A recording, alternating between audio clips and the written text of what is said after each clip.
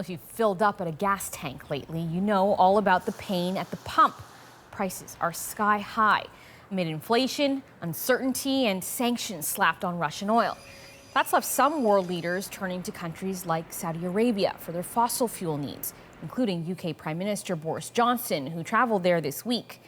But is it okay to shop for oil from countries with problematic and even stained human rights records? And what about Canadian oil? Or is it the time to fight for more climate change-friendly solutions? Let's go beyond the headlines with Deborah Yedlin. She's a business commentator and the chair of the Calgary Chamber of Commerce, and Tzeporah Berman, the International Program Director for Stand, a North American environmental organization. Hi to both of you. I'll start with Debra. You know, as we said, as bans on Russian oil and gas expand, countries are left with a difficult choice to make deals with countries with problematic human rights records like Saudi Arabia. How can we justify that when, on the one hand, leaders are, horrified by these crimes, but making nice with Saudi Arabia? Well, when you look at it from the perspective of what's been going on, we see that the ESG, in theory, do matter, environmental, social, and governance, and certainly Canada ranks above the top when you look at all those three metrics. The fact that Prime Minister Boris Johnson and others are looking to other jurisdictions to buy their oil is extremely unfortunate. We see major oil companies leaving Russia for reasons because they are worried about the social and the governance issues.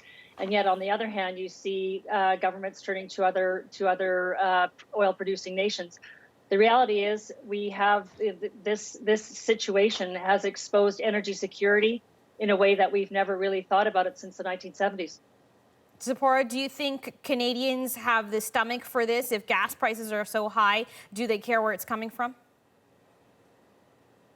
I think what Canadians want is we want to pay less. We want our lives to be more affordable.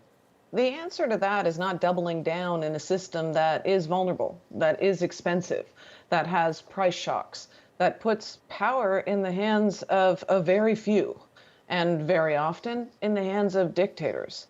The fossil fuel industry has been quick, even before the missiles dropped, to use this moment, this war, as an argument for increasing oil and gas exports and our dependence on oil and gas. But the answer is really not more oil.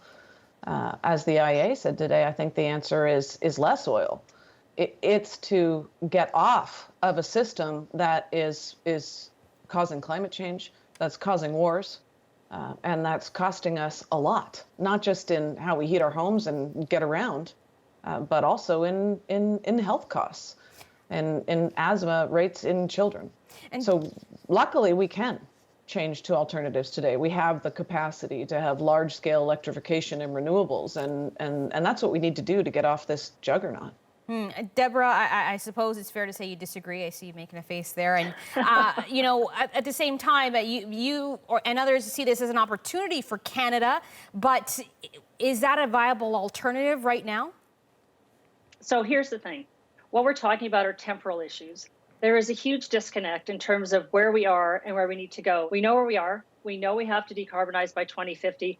But how we get there, we still don't know. And I think all we have to do is look at Germany and realize what that temporal disconnect really looks like.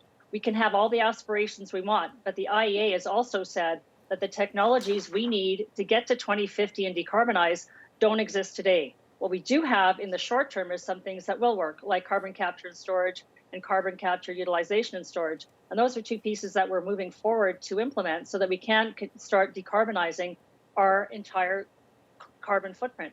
So, yes, we have to have an and conversation. We have not found a substitute for the very dense hydrocarbon molecule. What we need to do is continue to invest in R&D. And by the way, the energy sector is the largest investor in clean tech in Canada and around the world. More than $13 billion has been invested since 2010. And so there's no decarbonization without the energy sector being involved. And I think that's the piece that we have to recognize. Tzeporah, I'll let you chime in there because I think what Deborah's trying to say is we have to look at the now, we have to look at sort of the interim until we can get to that place where we want to be.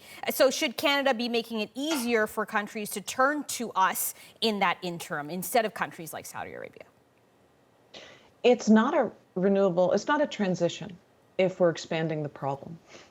The idea that we can expand fossil fuels at this moment in history, when we know that they're costing lives and livelihoods, that they're increasing the costs of food, the costs of pretty much everything. I lived through the heat dome in British Columbia last year and then the floods. Climate change is happening now. And if you look at all of the major studies around the world now, from the IPCC to the IEA, it will cost us less if we act now.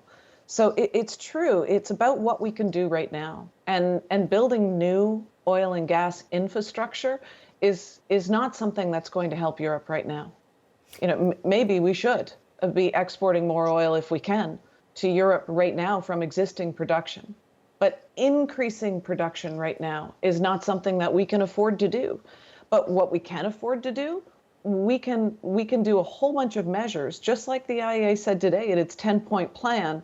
They said if we lower speed limits, if we make transit cheaper, if we boost EVs, if we drop transit fares, a number of simple initiatives, then that would be like taking all the cars off the road in China.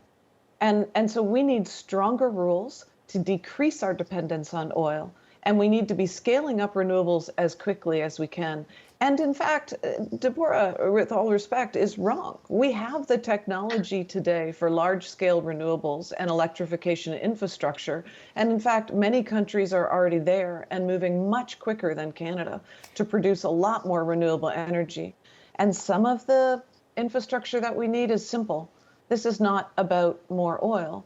This is about heat pumps and retrofitting houses so that we use less oil.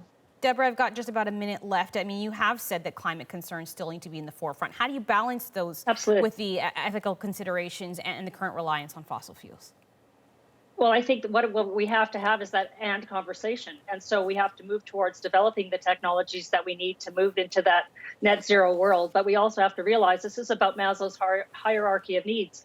We still need to make sure that people are warm, that they can be accessing the energy that they need in order to live their lives. And the reality is, too, this is also a developing world issue. They need to be able to decrease their carbon footprint by getting off coal, and that means switching to natural gas and renewables. But the thing is, it will not happen overnight. And we have to actually look at things like increasing our copper production capacity. In fact, we have to double it. And there hasn't been a new copper mine that's come on stream since 1988. So there's a lot of pieces that have to fall into place for us to get to where we need to go. The point is, we all recognize where we need to go. We also have to recognize that the path to getting there is not going to be easy, it's not going to be cheap, and it's not going to be fast. Well, we have to have a mix of everything to move forward to decarbonizing the global industrial complex. A big conversation, but we'll have to leave it there. Deborah Yedlin and Tzeporah Berman, thanks both for your time. Thanks for having me.